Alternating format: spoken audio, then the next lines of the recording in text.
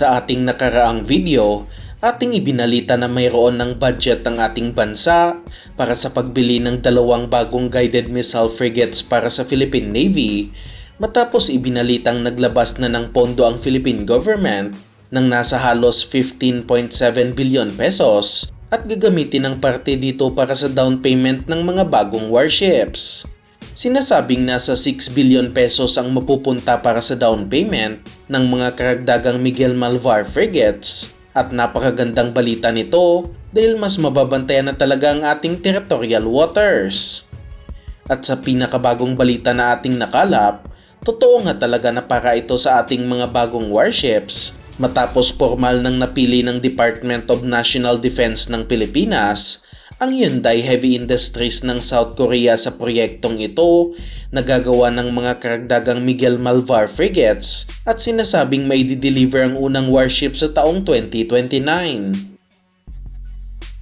Kaparehong-kapareho ang mga gagawing bagong warships sa kasalukuyang mga Miguel Malvar frigates ng Philippine Navy na kung saan mayroon pa rin itong nasa 16-cell na vertical launching system para sa mga VL-MICA anti-air missiles at iba pang mayroon ng ating kasalukuyang mga guided missile frigates. Matatanda ang sinabi natin na 42 billion pesos ang budget para sa bagong proyekto na ito at ayon sa bagong impormasyon na ating nakalap, 34 billion pesos dito ay para sa paggawa ng mga frigates at ang 8 billion pesos naman na matitira ay para sa pagbili ng mga missiles at iba pang bala ng mga armas nito, kaya darating na kumpleto sa armas ang mga warships.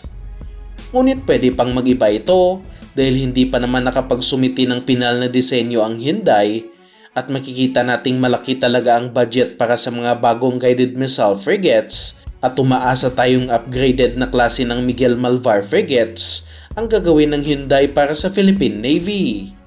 May mga impormasyon din tayong nakalap na ang VL-MICA NG ang bibilhing anti-air missiles para dito na kung saan may range ng nasa 40 kilometers na doble ang range kumpara sa nakaraang VL-MICA missiles kaya mas protektado ang warships laban sa aerial targets.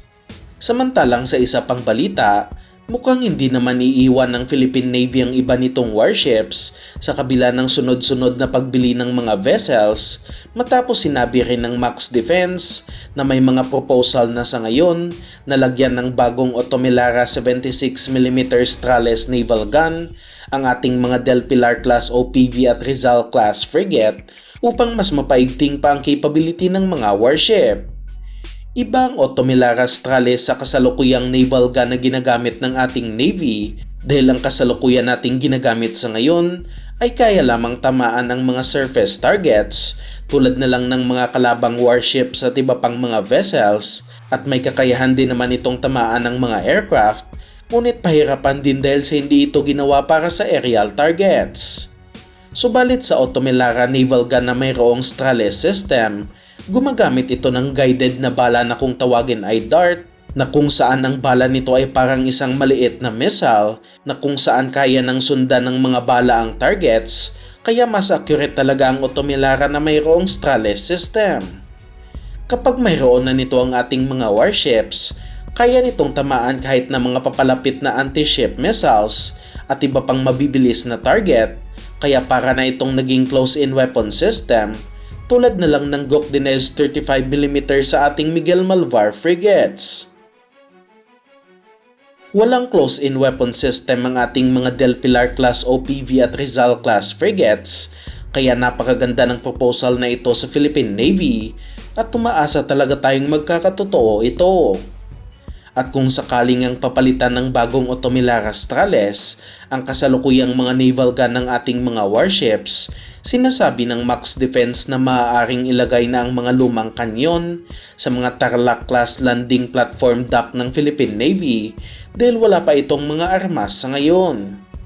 Matatanda ang mayroon tayong dalawang Tarlac class vessels na in-order natin mula sa Indonesia at mayroon pang paparating na dalawa pa sa susunod na taon at dapat din talagang armasan na ito ng ating bansa.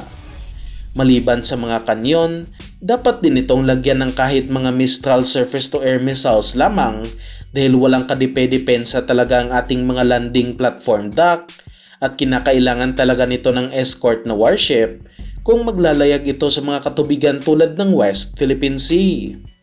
At dahil nga sa paparating na rin ang dalawang bagong Tarlac class, inaasahan rin na bibilhan ito ng mga amphibious assault vehicle tulad ng mga binili ng ating bansa sa South Korea na nakadistino ngayon sa kasalukuyang mga Tarlac class at ginagamit ng ating Philippine Marine Corps.